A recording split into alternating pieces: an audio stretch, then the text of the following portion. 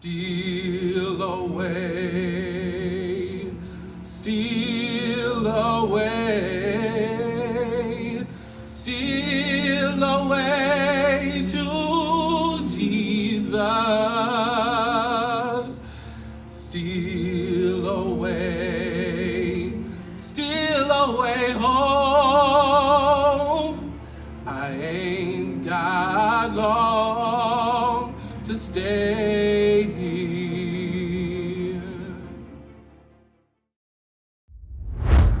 Introduced by Democratic Senator Stephen Douglas of Illinois, the Kansas-Nebraska Act of 1854 changed the rules for determining whether a territory would be slave or free.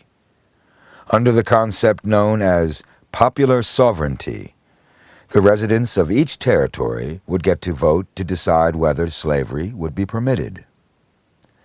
That is, the white, male residents would get to vote on whether peoples other than themselves could be enslaved. The act specifically repealed that part of the Missouri Compromise that outlawed slavery north of the line drawn in 1820. Douglas hoped this would win him the support of Southerners, his eye on an eventual bid for the presidency. But he did not consider the degree of opposition the bill would face in the North. In particular, he had no inkling of the future of one man in particular who would be energized by this act: Abraham Lincoln. I was losing interest in politics when the repeal of the Missouri Compromise aroused me again. The Kansas-Nebraska Act was the impetus for the first round of the Lincoln-Douglas debates that launched Lincoln's national political career and carved out his views on slavery. I think, and shall try to show, that it is wrong.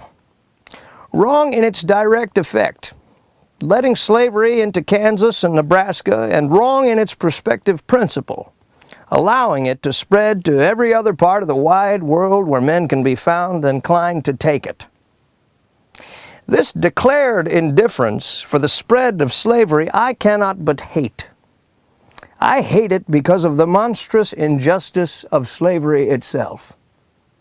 I hate it because it deprives our Republican example of its just influence in the world, enables the enemies of free institutions with plausibility to taunt us as hypocrites, causes the real friends of freedom to doubt our sincerity, and especially because it forces so many really good men amongst ourselves into an open war with the very fundamental principles of civil liberty, criticizing the Declaration of Independence and insisting that there is no right principle of action but self-interest.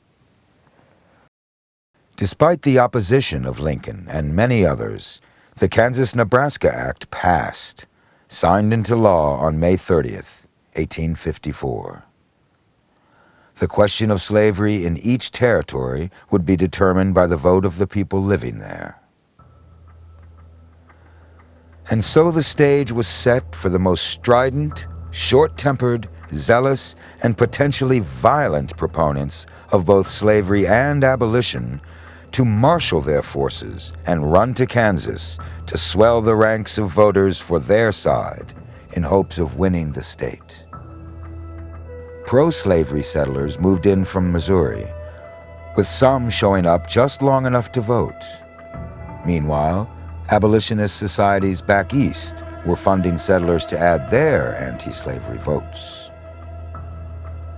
Thousands of pro- and anti-slavery men and families moving to Kansas, planning to wage war at the ballot box, but also armed for a more physical confrontation. In the initial elections of November 1854, pro-slavery forces won out. Voter fraud was rampant. With only 1,500 registered voters, over 6,000 votes were cast. Tensions rose, and political chicanery became open violence. As violence broke out in Kansas, it also broke out on the Senate floor in D.C. Charles Sumner, an outspoken member of the Free Soil Party, which he had helped to form, gave a blistering speech against the Kansas-Nebraska Act and against one of its proponents, Senator Butler from South Carolina. The senator from South Carolina has chosen a mistress to whom he has made his vows, and who, though ugly to others, is always lovely to him. Though polluted in the sight of the world, is chaste in his sight. I mean the harlot, slavery. If the slave states cannot enjoy the full power in the national territories to compel fellowmen to be unpaid toil, to separate husband and wife, and to sell little children at the auction block, then, sir, the chivalric senator will conduct the state of South Carolina out of the Union. Has he read the history of the state which he represents? He cannot surely have forgotten its shameful imbecility from slavery, confessed throughout the Revolution, followed by its more shameful assumptions for slavery since. He cannot have forgotten its wretched persistence in the slave trade as the condition of its participation in the Union. Were the whole history of the South Carolina blotted out of existence from its very beginning down to the day of the last election of the senator to his present seat on this floor, civilization might lose less than it has already gained by the example of Kansas in its vigilant struggle against oppression. Not surprisingly, Sumner's speech angered members from South Carolina. One of these, Representative Preston Brooks, was also a relative of Senator Butler. Brooks decided to attack Sumner in a manner that was much like the infamous whippings many slaveholders gave their slaves. On May 22, 1856, the very day after the sacking of Lawrence, Kansas, Brooks made his move. Sumner was seated at his writing desk in the Senate chamber when Brooks appeared, flanked by Kite and Congressman Henry Edmondson of Virginia. Before Sumner could rise from his chair, Brooks clubbed him over the head with his cane. Several senators rushed to Sumner's aid, but Kite drew a pistol and shouted, "Let them be." It would be 3 years before Sumner returned to serve in the Senate, suffering physically and emotionally from the beating.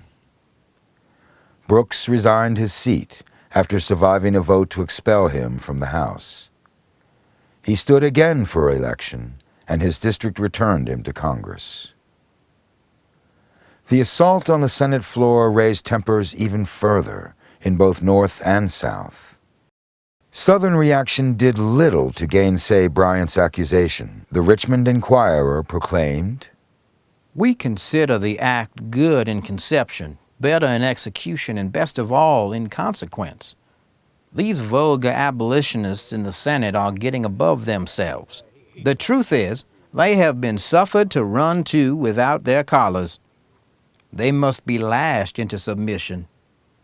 The most significant violent reaction to the sacking of Lawrence and the assault on Senator Sumner was led by a man who would gain greater infamy for another raid just a few years later. John Brown was a sheep farmer who had been dedicated to abolition for years, serving as a conductor in the Underground Railroad.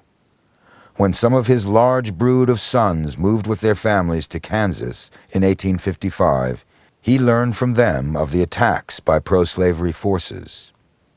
He left New York to join them, gathering weapons along the way. Brown was angered by the violence used by pro-slavery forces and the meekness of the Free State settlers.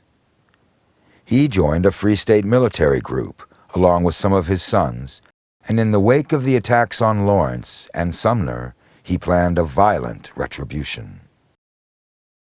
Less than a year after these incidents in Kansas, the issue of Congress setting aside territories as being slave or free rose again. The U.S. Supreme Court declared that Congress did not have and never did have the authority to outlaw slavery in any part of the United States. The case was Dred Scott versus Sanford, in which the court further declared that persons of African descent, slave or free, were not citizens of the United States. Dred Scott was brought to Missouri by his owner, Peter Blow, around 1830.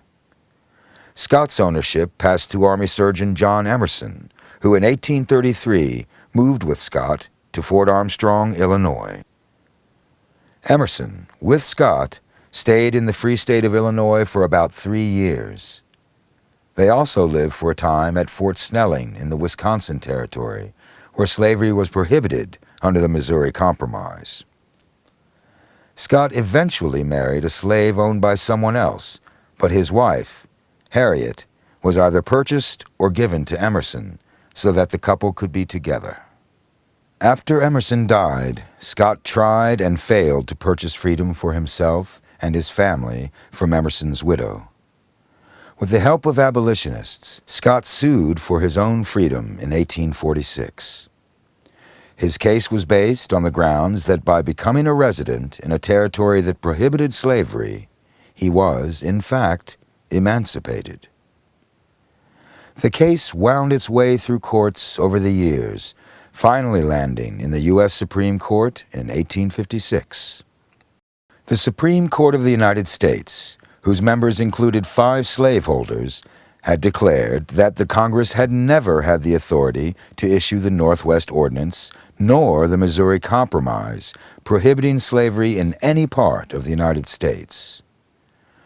Furthermore, the court declared that Dred Scott and all persons of African descent could not be citizens of the United States, even if they were recognized as citizens of an individual state.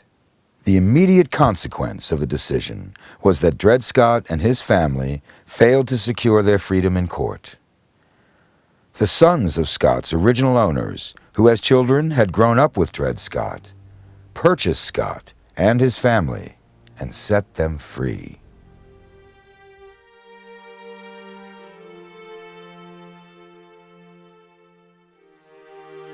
Thanks for watching. If you'd like to help us produce more compelling historical content like this, please like, comment below, and share this video with fellow history buffs. And of course, be sure to subscribe to help keep history happening.